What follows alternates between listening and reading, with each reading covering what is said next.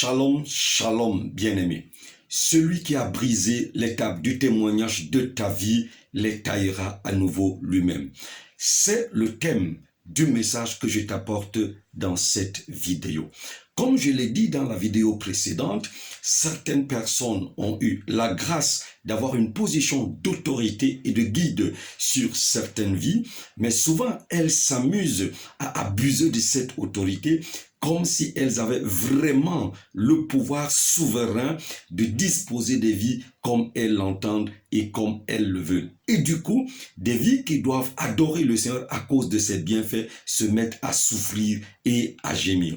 Ici, nous parlons des tables du témoignage. Ces tables du témoignage sont les tables de grâce et elles représentent les supports sur lesquels l'Éternel Dieu a écrit des ordonnances, où il a écrit des décrets, des engagements et des garanties sur ta vie, toi qui m'écoutes en ce moment.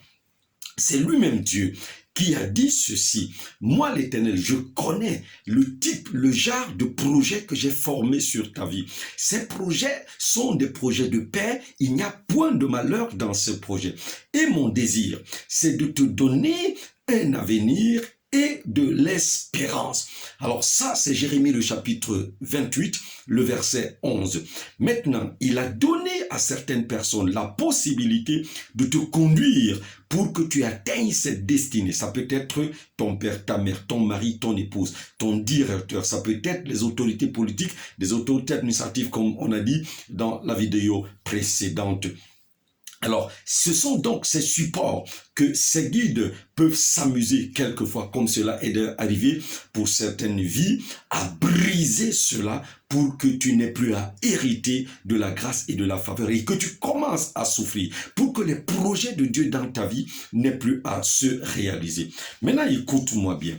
Dans le livre d'Exode, le chapitre 32, les versets 15 et 16 que je t'invite à lire, Exode, le chapitre 32, les versets 15 et 16, il est écrit ceci. Moïse retourna et descendit sur la montagne, les deux tables du témoignage dans sa main. Les tables étaient écrites des deux côtés. Elles étaient écrites de l'un et de l'autre côté. Qu'est-ce que ceci signifie? Ceci signifie qu'il n'y a point d'espace dans ta vie, il n'y a point de domaine dans ta vie où il n'y a pas eu la parole de Dieu. Je dis bien, il n'y a point d'espace, il n'y a point de domaine dans ta vie où Dieu n'a pas établi des décrets. Il n'y a point d'espace dans ta vie sans projection divine. Il n'y a point d'espace dans ta vie sans disposition divine. Tous les domaines de ta vie ont bénéficié d'un décret, d'une disposition et d'une volonté de Dieu. C'est d'ailleurs pour cela que le Seigneur Jésus-Christ te demande de prier en disant à Dieu que sa volonté soit faite sur la terre, donc dans ta vie, comme elle est faite dans les cieux. Alors, le verset donc 16 nous montre que les tables, dont ces supports sont l'ouvrage de Dieu lui-même et l'écriture est aussi l'écriture de Dieu gravée sur les pierres, sur les tables.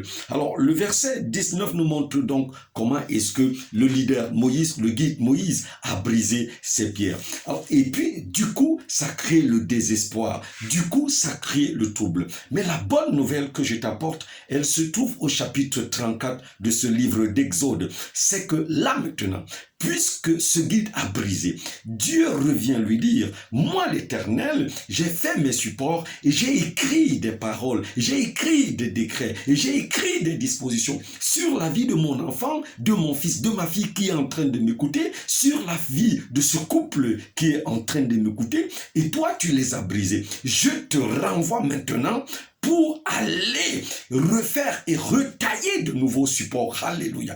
La même peine que j'ai pris pour le faire parce que j'aime mon enfant, je t'envoie. Tu vas aller tailler de nouvelles pierres. Et comme toi, tu ne connais pas les paroles que j'y avais écrites, et même si je te demandais d'y écrire, tu écrirais d'autres choses, tu vas simplement me ramener ces pierres et moi, je vais réécrire de nouvelles paroles. Oh, combien Dieu est merveilleux. Et Dieu va y écrire, je t'annonce, je suis venu t'annoncer que Dieu va y écrire des paroles que personne ne pourra plus effacer. Comme les premières pierres ont été brisées et qu'il y a eu perte, cette fois-ci, Dieu va écrire là où personne ne peut briser. Dieu va écrire ce que personne ne peut lire. Dieu va écrire ce que personne ne peut détruire. Oui, parce qu'il t'aime. Il va de nouveau écrire sur ta vie. Il donne la peine à ces personnes de refaire des pierres et lui, l'Éternel, il va réécrire. Il va écrire des paroles merveilleuses. Il va écrire ce que personne ne pourra plus jamais effacer. Je te garantis. Accepte le Seigneur. Attache-toi à Jésus. Oui, attache-toi à faire la volonté de Dieu.